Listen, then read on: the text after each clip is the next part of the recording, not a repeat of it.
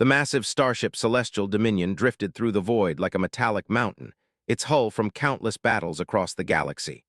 Within its deepest chambers sat Emperor the Merciless, a being whose very presence could make stars tremble. His scaled hide gleamed obsidian black under the harsh chamber lights, and his golden eyes burned with the fury of dying suns. For 3,000 years, he had ruled the Draconic Empire with an iron claw, conquering worlds and enslaving species across 12 star systems. Despised weakness in all its forms, joy, laughter, celebration, these were the tools of the weak, distractions that made civilizations soft and ripe for conquest. His empire functioned on fear, discipline, and absolute obedience. No festivals existed on his worlds. No music played in his cities. Happiness was not merely discouraged. It was a punishable offense that could result in immediate execution. The emperor sat on his throne of crystallized, reviewing reports of his latest conquest when General approached with unusual hesitation. The reptilian commander's scales rippled with nervous energy as he knelt before his master. "My emperor," began, his voice carefully controlled, "our scouts have discovered a new world. The inhabitants call themselves humans. They appear to be a primitive species, technologically inferior, but..."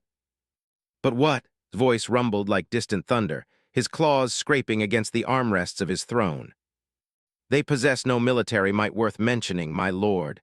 Their weapons are crude, their defenses laughable, yet our intelligence suggests something unusual about their society." The emperor's eyes narrowed to burning slits. "Explain." "They seem to celebrate constantly, my emperor. Our observers report widespread festivals, gatherings where they share resources freely, and rituals they call holidays, where productivity ceases entirely in favor of what they term joy." A low growl rumbled from his throat. "Disgusting. A species so weak they prioritize pleasure over strength deserves only extinction. Prepare the fleet." "There is more, my lord." His voice dropped to almost a whisper.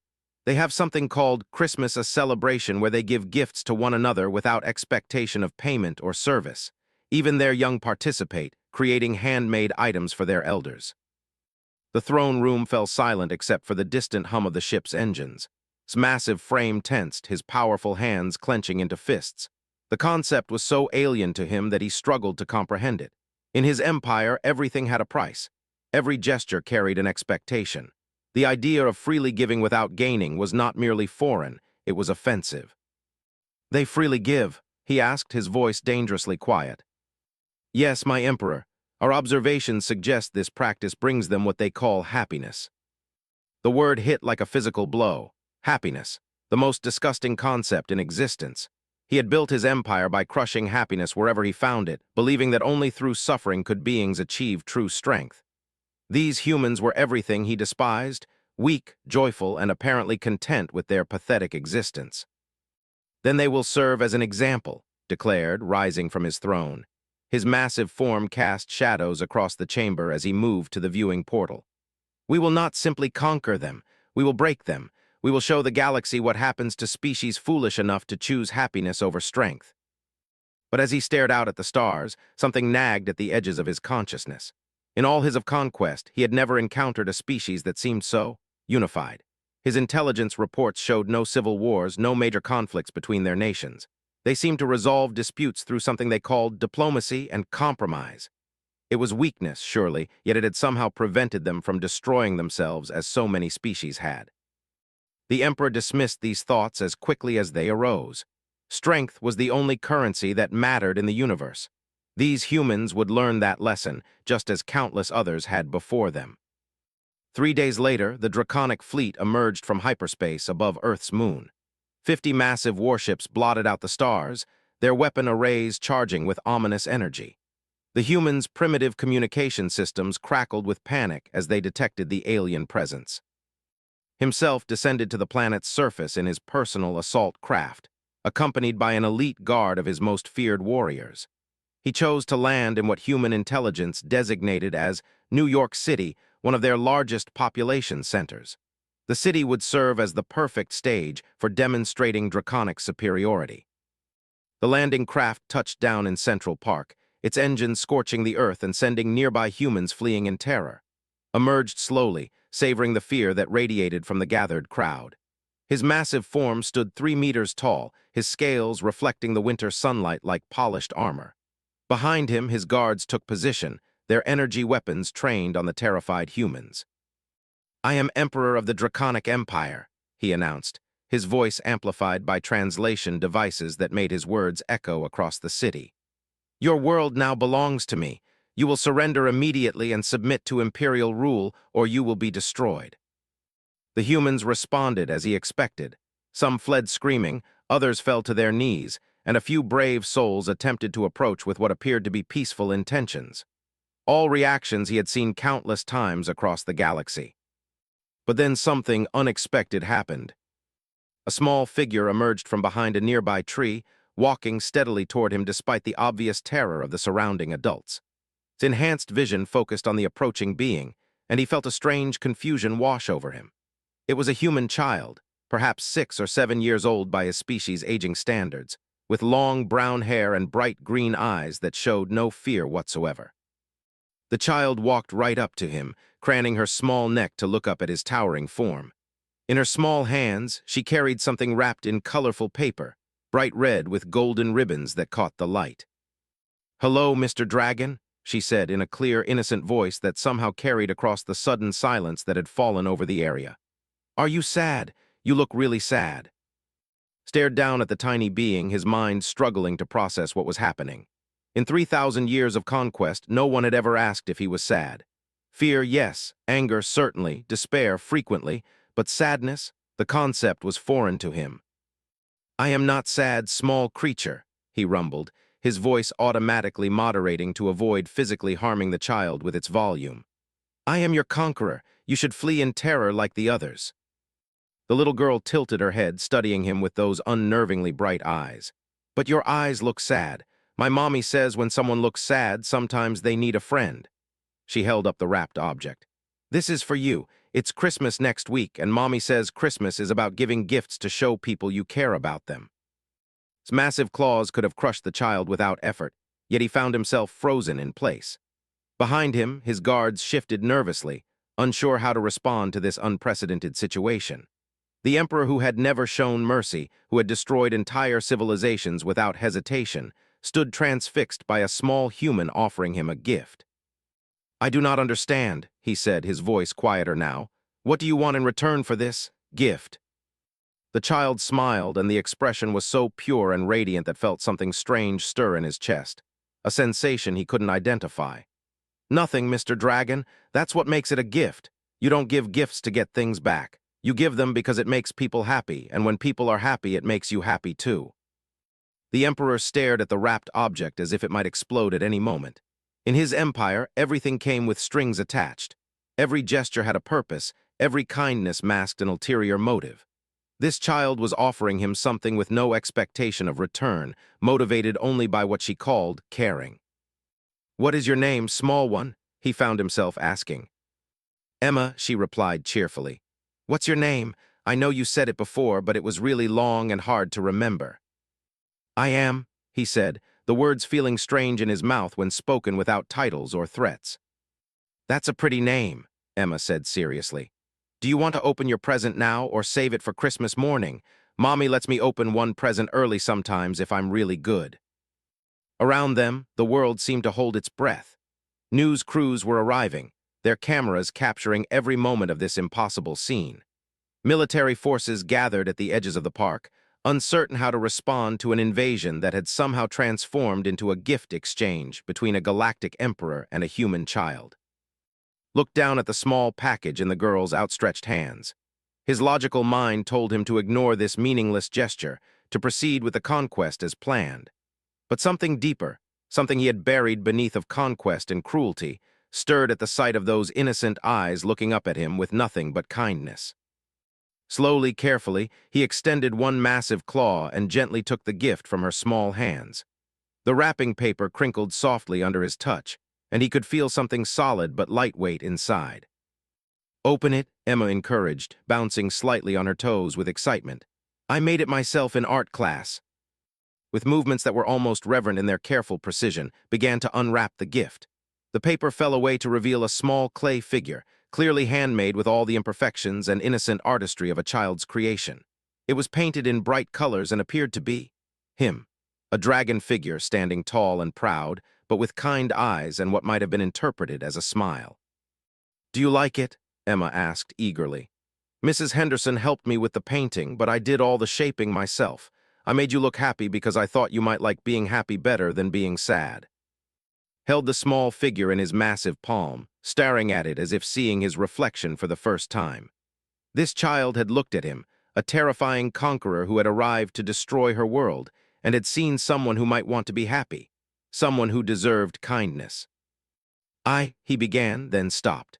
For the first time in 3,000 years, the emperor of the Draconic Empire found himself at a loss for words.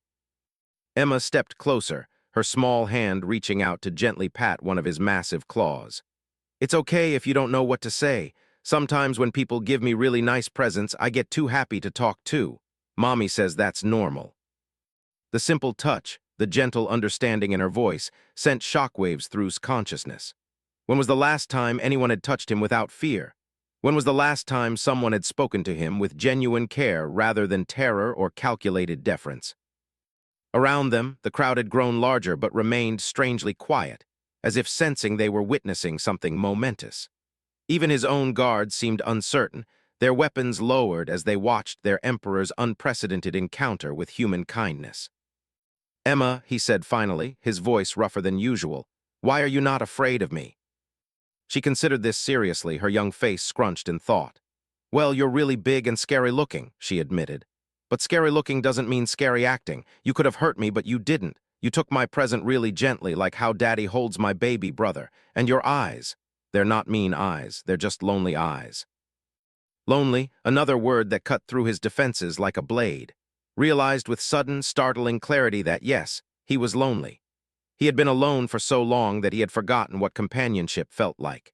His empire was built on fear, which meant he was surrounded by subjects who could never truly know him, never speak to him as this child was doing now. I must consider what you have said," he told her, his voice carefully controlled. "Your gift is unexpected." Emma beamed up at him. "Will you stay for Christmas? We're having a big dinner and Mommy always makes too much food. Plus, I bet you don't get to celebrate Christmas where you come from, and everyone should get to have Christmas at least once." The invitation hung in the air like a challenge to everything believed about conquest, about power, about the nature of strength itself. This child was offering him something his vast empire could never provide. Genuine welcome, given freely without fear or expectation. He started, then looked around at the gathered crowd, at his confused guards, at the news cameras recording every moment. The logical part of his mind screamed that this was impossible, that he was the conqueror here, not a guest to be invited to dinner. But the small clay dragon in his palm seemed to radiate a warmth that had nothing to do with temperature and everything to do with the pure intention behind its creation. For the first time Emperor the Merciless found himself genuinely uncertain about what came next. And in that uncertainty, something long buried began to stir, something that felt dangerously like hope. The next morning found Emperor in the most unlikely place imaginable, seated at a kitchen table in a modest suburban home, his massive frame awkwardly folded into a chair that groaned under his weight. Emma's mother, Sarah, moved around the kitchen with surprising calm, preparing breakfast while stealing occasional glances at the galactic conqueror who had somehow become there. The previous day's events felt surreal even too. After Emma's invitation, he had found himself agreeing to delay his conquest plans. His confused generals had established a temporary camp in Central Park, while their emperor wrestled with concepts entirely foreign to his nature. The human governments had mobilized their forces, but seemed as bewildered as everyone else by the situation. "Do you like pancakes, mister?" Emma asked, sliding into the chair across from him. She had insisted on the shortened version of his name, claiming the full title was too fancy for breakfast talk. "I am unfamiliar with this food," he admitted, watching Sarah pour golden batter onto a heated surface. The smell was unlike anything in his empire's rations, warm, sweet, and somehow comforting. "They're the best breakfast ever," Emma declared with the absolute certainty only children possess. "Especially with syrup and butter. Daddy says I use too much syrup, but there's no such thing as too much syrup." Sarah placed a plate before him and stared at the stack of circular, golden discs. Steam rose from their surface, and Emma had already begun dousing hers in the amber liquid she'd called syrup. "How does one consume these?" he asked, his voice careful and formal. Emma giggled, a sound that sent another strange warmth through his chest. "You cut them with your fork and eat them. Here, I'll show you." She demonstrated with exaggerated motions, clearly enjoying her role as instructor to a galactic emperor. Mimicked her movements, his massive claws delicately manipulating the eating utensils. The first bite sent unfamiliar flavors across his tongue, sweet, soft, warm. In his empire, food was functional, designed for nutrition and efficiency. This served no practical purpose beyond pleasure. "Do you like them?" Emma watched him expectantly. "They are," he paused, searching for words in his limited vocabulary of positive experiences. "Pleasant." "Pleasant?" Emma wrinkled her nose.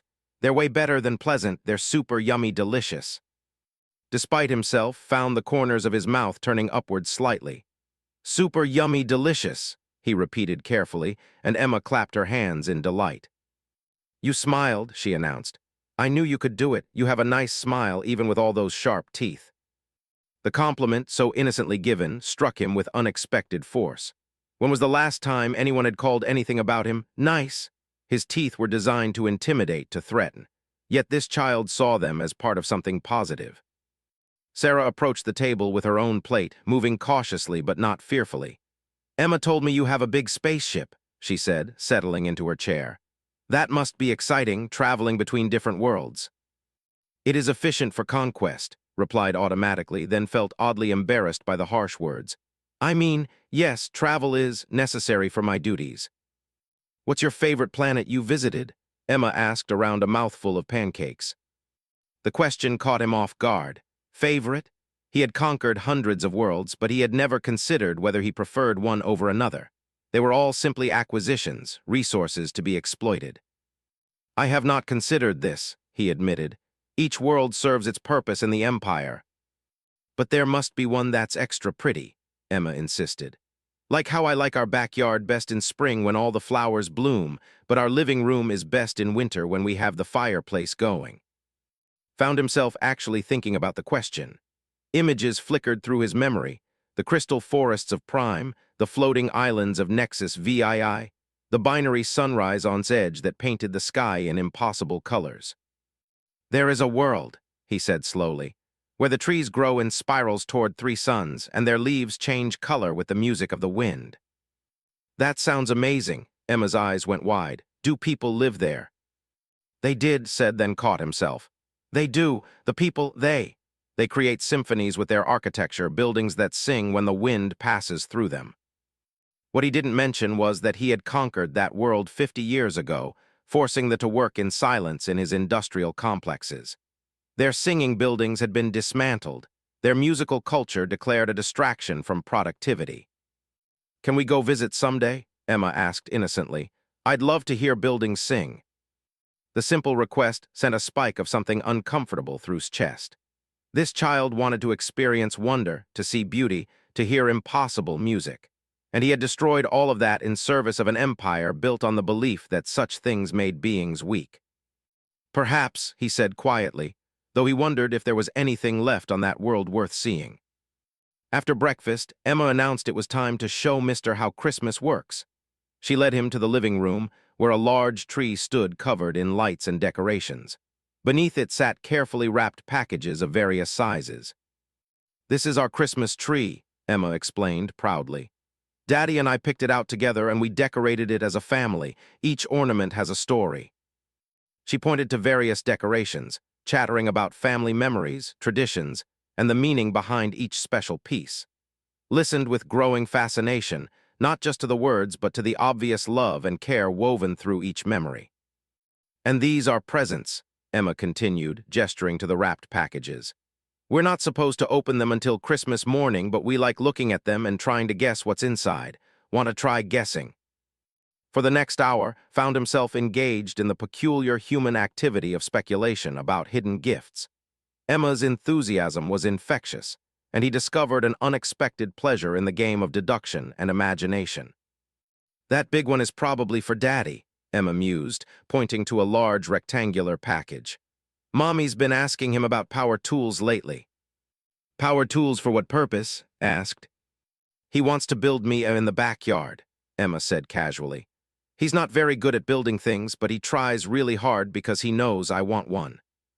The concept struck with unusual force. Emma's father would struggle with an unfamiliar skill, would likely make mistakes and face frustration, all to create something that would make his child happy. In his empire, failure was punished harshly. No one would attempt something they might fail at simply to bring joy to another. Does he often do things that are difficult for you? Asked.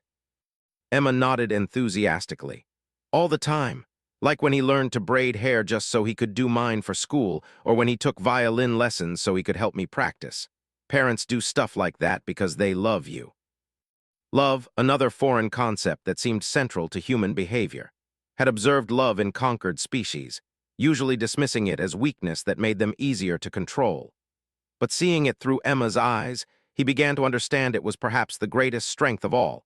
It motivated beings to become better than they were, to sacrifice for others, to find joy in another's happiness. The afternoon brought unexpected visitors. Emma's father, David, returned from work to find a galactic emperor helping his daughter arrange toy figures under the Christmas tree. To his credit, David handled the situation with remarkable composure after the initial shock wore off. So, David said, settling into his armchair while keeping a watchful eye on, Emma tells me you're staying for Christmas. Your daughter extended an invitation, replied carefully. I find myself curious about your customs. And your fleet of warships. They await my orders. David nodded as if galactic conquest was a routine topic of conversation.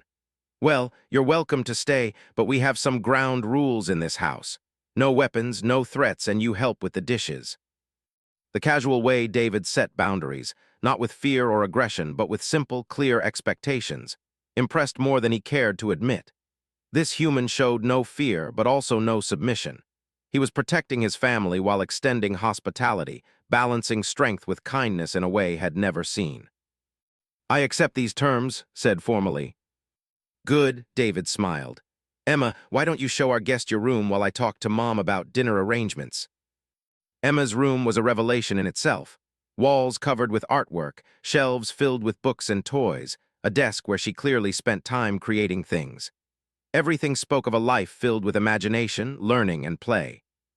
This is where I made your dragon, Emma said proudly, pointing to a small workspace covered with clay and art supplies.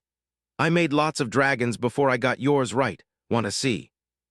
She showed him a collection of clay figures in various stages of completion, dragons in different poses, some clearly experimental attempts. What struck was not their amateur craftsmanship, but the persistence they represented. Emma had worked to create something special, refining her technique until she achieved her vision. Why did you continue when the early attempts were imperfect? He asked. Emma looked at him as if the answer was obvious. Because I wanted to make something really good for you. When you care about someone, you work hard to make them happy. That evening, the family included in their dinner conversation, treating him not as a conquering warlord, but as a guest. They asked about his travels, his experiences, even his opinions on mundane matters. No one had ever sought his thoughts on anything other than military strategy or imperial policy. When Emma went to bed, she insisted on showing her bedtime routine. She brushed her teeth, changed into pajamas covered with small printed rockets, and climbed into a bed surrounded by stuffed animals. Do you want to hear my prayers? She asked. Didn't understand the concept, but he nodded. Emma folded her small hands and spoke quietly about her gratitude for family, friends, and new experiences. She included him by name, thanking whatever divine presence she addressed for bringing Mr. to visit and helping him learn about Christmas. As Sarah tucked Emma into bed, the child looked up at seriously. Mister, are you starting to feel happier? He considered the question carefully. The strange warmth in his chest had grown stronger throughout the day. The constant tension that usually gripped him had eased.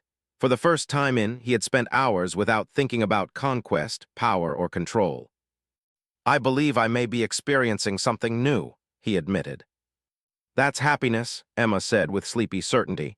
It feels good, doesn't it? After Emma fell asleep, stood on the back porch with David and Sarah, looking up at the stars that held his vast empire. The couple maintained a respectful distance, but seemed genuinely interested in conversation rather than simply tolerating his presence. "She's quite something, isn't she?" Sarah said, following his gaze. "We've always known Emma was special, but the way she just walked up to you yesterday, we were terrified but also proud. She sees good in everyone." "How do you nurture such fearlessness?" asked. "We teach her that kindness is strength, not weakness," David explained. "We show her that the best way to face the unknown is with an open heart and a curious mind. In my empire, such attitudes would be considered dangerous vulnerabilities," said. "And how has that worked out?" Sarah asked gently. "Are your people happy? Do they love their lives?" Fell silent. He had never considered whether his subjects were happy. Happiness had been irrelevant as long as they were productive and obedient. But looking back with new perspective, he realized his empire was filled with fear, resentment, and barely contained rebellion. Happiness wasn't just absent, it was actively suppressed. "No," he said finally, "they are not happy." "Maybe," David suggested carefully, "that's something worth thinking about." That night lay on the specially reinforced bed the family had hastily arranged for him, staring at the small clay dragon Emma had made. In his empire, art was functional. Propaganda posters, architectural displays of power, sculptures celebrating military victories. But this simple figure had been created purely to bring him joy by someone who barely knew him. For the first time in 3,000 years, Emperor the Merciless fell asleep thinking not about conquest or control, but about the sound of a child's laughter and the possibility that he had been wrong about everything. Outside, his fleet waited in orbit, their crews growing increasingly confused by their emperor's extended absence. In the Imperial command ship, General paced nervously, unsure whether to maintain position or assume their leader had been compromised by some unknown human weapon. They could not have imagined that the weapon was something far more dangerous to their way of life than any military technology. Unconditional love, freely given by a child who saw past scales and claws to the lonely being beneath. Christmas morning arrived with Emma's excited voice echoing through the house at dawn. Awoke to the unfamiliar sound of pure, unbridled joy as the child discovered the presents waiting beneath the tree. Her squeals of delight were infectious, and he found himself moving quickly to join the family in the living room, not wanting to miss a moment of her happiness. Mister, Emma called, bouncing on her toes beside the tree. "Came, look at all the presents, and there's one for you too." Stopped short, for me. "Of course," Sarah smiled, holding up a carefully wrapped package. "We couldn't have you here for Christmas morning without a present under the tree." The concept overwhelmed him. This family had known him for only 3 days, yet they had somehow procured and wrapped a gift specifically for him. In his empire, gift-giving was ceremonial, tributes offered to secure favor or avoid punishment. This was something else entirely. "But I have brought nothing for your family," he said, his voice carrying genuine distress at this social failure. "That's okay," Emma said, tugging on his massive hand. "You gave us the best present already." "What did I give you?" "You stayed," she said simply, "and you're learning to be happy. That makes us happy too." David and Sarah exchanged meaningful glances as they watched their daughter's effect on the galactic emperor. They had spent the previous evening discussing the impossibility of their situation, yet neither could deny the profound change they were witnessing in their unlikely guest. The gift exchange that followed became a revelation for. He watched Emma carefully unwrap each present, taking time to appreciate the wrapping paper, reading each card aloud, and expressing genuine gratitude for every item. Her joy wasn't just about receiving, it radiated outward, making everyone around her happier simply by witnessing her delight. When his turn came to open the family's gift to him, his massive claws trembled slightly as he peeled away the paper. Inside was a book, a collection of human poetry about love, friendship, and hope. A simple bookmark marked a particular page. "Sarah picked that one," David explained. "She thought you might appreciate some human perspectives on what makes life meaningful." Open to the marked page and read silently. The poem spoke of connection transcending differences, of love as the force that transforms strangers into family. His enhanced intellect processed the words quickly, but his newly awakening emotional understanding struggled to grasp their full meaning. "Thank you," he said, his voice rougher than usual. I will treasure it." Emma had saved one more present for him, something she had clearly wrapped herself, given the excessive tape and lopsided bow. "This one's from me," she announced proudly. Inside was a small photo frame containing a picture from the previous day. Somehow, Sarah had captured a moment when Emma was explaining something animatedly while listened with complete attention, his fearsome features softened by genuine interest. In the photo, they looked exactly like what they had become, friends. "Now you can remember us when you go back to space," Emma said. The words hit him like a physical blow. "When I go back to space." Of course, this was temporary. He was the emperor of the Draconic Empire, commander of vast fleets, ruler of multiple worlds. He had responsibilities, duties, an entire civilization that depended on his leadership. Yet the thought of leaving this small family, of returning to his cold throne room and endless reports of conquest, felt suddenly unbearable. He began, then stopped. For the first time in his life, didn't know what came next. The communication device on his belt chose that moment to chirp with an urgent message. General, scaled face appeared in the small hologram, his expression tense with barely controlled panic. "My Emperor," said, relief evident in his voice, "the fleet requires your immediate attention. Several worlds in the outer territories are showing signs of rebellion. They seem to believe your prolonged absence indicates weakness." Emma looked up at the hologram with fascination rather than fear. "Is that one of your friends, mister?" "General is my military commander," explained, his voice returning to its formal tone automatically. "Hi, Mr. General," Emma waved cheerfully at the hologram. "Are you having a good Christmas, too?" His expression shifted through confusion, shock, and something approaching horror as he realized a small alien was addressing him casually. "My Emperor, what is this creature? How has it been allowed to?" "General's voice carried a warning that made even Emma look up with concern. "You will speak respectfully in the presence of my friend." The word felt foreign on his tongue, but Emma beamed up at him with such radiant approval that any discomfort vanished. Meanwhile, looked as if his worldview was crumbling in real time.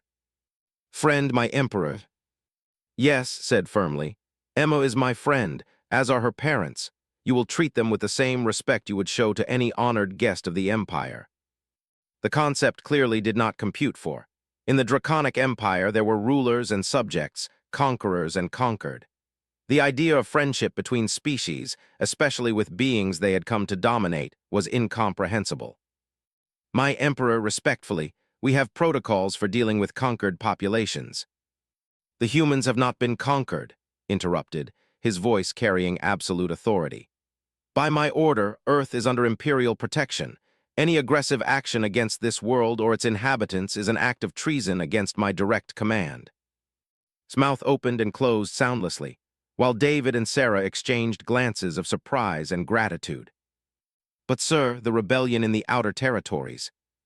"Will be addressed," said, "but not in the manner you expect. Prepare my ship for departure, General. I will return to the fleet within the hour." The hologram flickered off, leaving the family in sudden silence. "You have to go," Emma said quietly, her earlier joy fading. "I do," admitted, "but Emma, what you have taught me, what your family has shown me, it will not be forgotten." "What are you going to do about the rebellions?" David asked carefully. Was quiet for a long moment, staring at the photo Emma had given him. "I am going to do something that has never been tried in the history of the Draconic Empire," he said finally. "I am going to ask them what would make them happy." An hour later, the family stood in Central Park watching as prepared to board his departure craft. The Emperor's massive frame was draped in his formal armor once again, but something fundamental had changed in his bearing. He moved with less rigid authority and more genuine purpose. Emma stepped forward with one final gift, a small wrapped package. "This is for your spaceship," she said, "so you don't forget what Christmas feels like." Inside was a small ornament, a simple star made from construction paper and glitter, clearly crafted by child's hands. "To put on your Christmas tree," she explained seriously. "Every spaceship should have a Christmas tree." Knelt down to her level, bringing his massive head close to hers. "Emma, you have given me something more valuable than all the treasures of my empire. You have taught me that true strength comes not from making others fear you, but from giving them reason to trust you." "Will you come visit again?" she asked. "If you will have me." Emma threw her small arms around his neck in an impulsive hug. The gesture, so spontaneous and genuine, nearly undid the composure had been struggling to maintain. When she pulled back, her eyes were bright with unshed tears, but her smile was radiant. "Remember to be happy, okay?" she said, "even when things are hard." "I will remember," he promised. As his craft lifted off, watched through the viewport as the small family waved goodbye. The sight of Emma's enthusiastic waving, her parents' supportive presence, and the warmth of the home they had shared with him burned itself into his memory. 2 days later, Empress' flagship dropped out of hyperspace above the rebellious world of Prime, the same world where the people had once created their singing architecture. His fleet spread out in the standard intimidation formation, weapons powered and ready. But instead of the usual demands for immediate surrender, his voice echoed across the planet's communication systems with an unprecedented message. "People of Prime, I am Emperor. I come not to punish your rebellion, but to understand it. I wish to speak with your leaders, not to dictate terms, but to listen to your grievances." On the planet's surface, the resistance leaders gathered in confused council. In 50 years of imperial rule, no draconic official had ever asked to listen to them. They expected treachery, but agreed to meet out of desperate curiosity.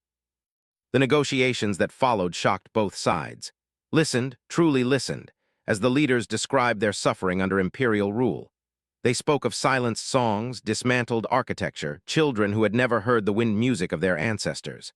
They talked about lives stripped of beauty, purpose, and joy. "What would it take for your people to be happy under imperial protection?" asked. The question was so unexpected that the elder Harmony speaker struggled to respond. "Happy, Emperor, we have not considered happiness. We have focused only on survival." "Then let us discuss both," said. "What do you need to not merely survive, but to thrive?" The negotiations continued for 3 days. Slowly, carefully, they crafted an agreement that had never existed in imperial history, a treaty that prioritized the well-being of the governed rather than just their productivity. They would have their architecture restored. Their children would learn the traditional songs. Their cultural practices would not just be tolerated but celebrated. In return, they would contribute to the empire not through forced labor, but through willing participation in mutually beneficial trade and cultural exchange. Word of the Prime Accord spread quickly through the empire. Some worlds watched with hope, others with suspicion. Many of its generals voiced outrage at what they saw as dangerous weakness. General was the most vocal opponent. "My Emperor, this sets a precedent that will undermine imperial authority throughout our territories. If every world believes, they can rebel and then negotiate for better conditions." "Then perhaps," interrupted, "we should examine why so many worlds feel the need to rebel." He had been thinking about Emma's words constantly. That kindness was strength, not weakness. He began to understand that an empire held together by fear was fundamentally fragile, always one successful rebellion away from collapse, but an empire built on mutual benefit and respect. "General, prepare communications to all imperial worlds," commanded. "I want to hear from every governing council about conditions on their planets, not production reports, quality of life assessments." "My Emperor, that's an order." Over the following months, this approach transformed the empire in ways no one had anticipated. Some worlds, surprisingly, reported satisfaction with their current situation and requested only minor adjustments. Others had grievances that could be easily addressed with policy changes. A few required more substantial negotiations. Not every world embraced the changes. Some saw opportunity for exploitation, testing the limits of the new imperial tolerance. Others simply couldn't believe the sincerity of the reforms and remained suspicious. Learned that transformation was a process, not an event, and that patience was as important as determination. But slowly, rebellion rates dropped. Production actually increased in many sectors as populations worked willingly rather than under threat. Cultural exchange between worlds brought innovations and perspectives that strengthened the empire in unexpected ways. The Christmas ornament Emma had given him hung in his private quarters, a daily reminder of the lesson a small human child had taught a galactic emperor. That true power came not from taking happiness away, but from helping others find it. On the first anniversary of his encounter with Emma, received a package through diplomatic channels. Inside was a new clay figure, another dragon, but this one clearly represented him as he had become. This dragon stood with arms outstretched in welcome rather than raised in threat, and its face held the same kind smile Emma had first encouraged him to find. A note in Emma's careful handwriting read, "Happy anniversary, mister. I hope you're still learning to be happy. I made this new dragon because I heard on the news that lots of planets are happy now, too. That makes me super proud of you. Love, your friend Emma. P.S. Daddy finished my." Placed the new figure next to the original, his mind already planning his next visit to Earth. He had learned that happiness, like the best gifts, was something that grew when shared. His empire was vast, spanning star systems and governing countless worlds. But the most important lesson he had ever learned came from a small human child who had looked at a fearsome conqueror and seen someone who simply needed a friend. The dragon emperor who had once detested happiness had become its greatest champion, proving that even the hardest heart could be transformed by the simple gift of unconditional love.